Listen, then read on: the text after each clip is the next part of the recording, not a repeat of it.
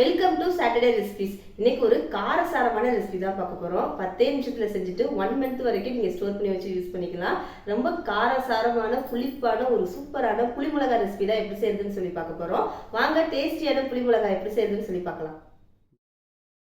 பச்சை மிளகா புளி வச்சு ஒரு காரசாரமான புளி மிளகாய் எப்படி செய்யுதுன்னு சொல்லி தான் இந்த வீடியோவில் பார்க்க போகிறோம். தயிர் சாதம், பழைய சாதம், சாம்பார் சாதத்துக்குலாம் செம காம்பினேஷனாக இருக்கும். வாங்க எப்படி செய்யுதுன்னு சொல்லி பார்க்கலாம். பச்சை மிளகாயை நல்லா வாஷ் பண்ணிவிட்டு காம்பெல்லாம் கிள்ளிட்டு இந்த மாதிரி நடுவில் ஒரு கீரல் போட்டு எடுத்து வச்சுக்கோங்க. அப்போ தான் நம்ம ஊற்றுற புளி எல்லாமே இந்த பச்சை மிளகாயில் இறங்கி டேஸ்ட் வந்து சூப்பராக இருக்கும். எல்லா பச்சை மிளகாயும் அந்த மாதிரி நான் கீரி எடுத்துகிட்டு புளி மிளகாய் செய்கிறதுக்கு தேவையான பொருட்கள் நான் டிஸ்கிரிப்ஷன் பாக்ஸ்லேயும் கொடுத்துருக்கேன், வீடியோலையும் கொடுத்துருக்கேன், நோட் பண்ணிக்கோங்க. ஒரு லெமன் அளவு புளியை 1 மணி நேரத்துக்கு முன்னாடி தண்ணியில் நல்லா ஊற வச்சுட்டு இதை கரைச்சி எடுத்து வச்சுக்கோங்க.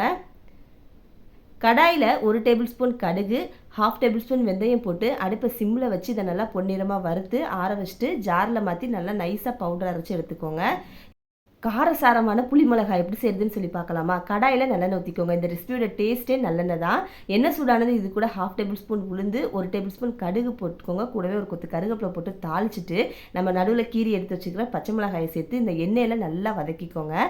பச்சை மிளகாவோட கலர் மாறுற அளவுக்கு நல்லா வதங்கணும். இந்த பச்சை மிளகாய் வந்து சுருங்கி வரணும், அந்த அளவுக்கு இதை நல்லா வதக்கிக்கோங்க. அப்போ தான் இதில் இருக்கிற பச்சை வாசம் இருக்காது, இதில் இருக்கிற அந்த உரப்பு வந்து கொஞ்சம் கம்மியாக கிடைக்கும். அதனால் எண்ணெயில் நல்லா நம்ம இந்த மாதிரி சுருளை வதக்கிக்கலாம்.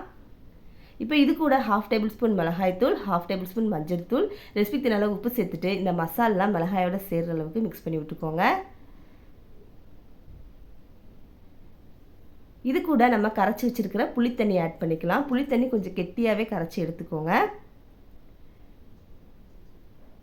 இது கூட 1 கப் தண்ணி சேர்த்துக்கலாம். சேர்த்துட்டு மிக்ஸ் பண்ணி விட்டு இந்த புளித்தண்ணியில் பச்சை மிளகாயை நல்லா வேக விடணும். அப்போ தான் வந்து பச்சை மிளகாயோட புளி இறங்கி டேஸ்ட்டு சூப்பராக இருக்கும். இது நல்லா இந்த மாதிரி கொதி வந்ததுக்கப்புறம் அடுப்பை சிம்மில் வச்சுட்டு இதை மூடி போட்டு ஒரு 5 நிமிஷம் இந்த புளித்தண்ணியில் பச்சை மிளகாயை நல்லா வேக விடுங்க. இந்த புளித்தண்ணியெலாம் பச்சை மிளகாயில் இறங்கணும். 5 மினிட்ஸ் கழித்து நான் ஓப்பன் பண்ணுறேன். பாருங்கள், இந்த தண்ணியெலாம் பச்சை மிளகாய் இறங்கி பச்சை மிளகாய் நல்லா குக் ஆயிடுச்சு. இது கூட 1 டேபிள் ஸ்பூன் நான் நாட்டு சக்கரை ஆட் பண்ணியிருக்கேன். நீங்கள் வெல்லம் வேணாலும் ஆட் பண்ணிக்கலாம். கூடவே நம்ம அரைச்சி வச்சிருக்கிற மசாலா சேர்த்துட்டு இதை நல்லா மிக்ஸ் பண்ணி விட்டு இந்த மசாலாலாம் பச்சை மிளகாயோட சேர்ந்து ஊற்றின எண்ணெய்லாம் பிரிஞ்சு வரணும். அந்த அளவுக்கு நல்லா வதக்கிக்கோங்க. அவ்வளோதான், காரசாரமான புளி மிளகாய் ரெடி. ரொம்ப ஈஸியான ஒரு ரெசிபி. இதை நீங்கள் ஒரு கண்டெய்னரில் ஸ்டோர் பண்ணி வச்சுக்கோங்க. டெய்லி சாப்பிடும்போது ஒரு மிளகாய் எடுத்து வச்சு சாப்பிட்டீங்கனாலே டேஸ்ட்டு சூப்பராக இருக்கும். தயிர் சாதம், பழைய சாதத்துக்கு செம்ம காம்பினேஷனாக இருக்கும். நீங்களும் இந்த ரெசிபி ட்ரை பண்ணி பாருங்கள். புளி மிளகாய் எப்படி செய்யறதுன்னு சொல்லி பார்த்தீங்களா? ரொம்ப ஈஸியான ஒரு ரெசிபி. இந்த ரெசிபி வந்து 1 மந்த் வரைக்கும் நீங்கள் ஒரு கண்டெய்னரில் போட்டு ஸ்டோர் பண்ணி வச்சு யூஸ் பண்ணிக்கலாம். கெட்டே போகாது. டெய்லி சாப்பிடும்போது ஒரு மிளகாய் எடுத்து தொட்டு சாப்பிட்டீங்களா நல்லா சுருக்குன்னு சாப்பாடு வந்து உள்ளே இறங்கும்.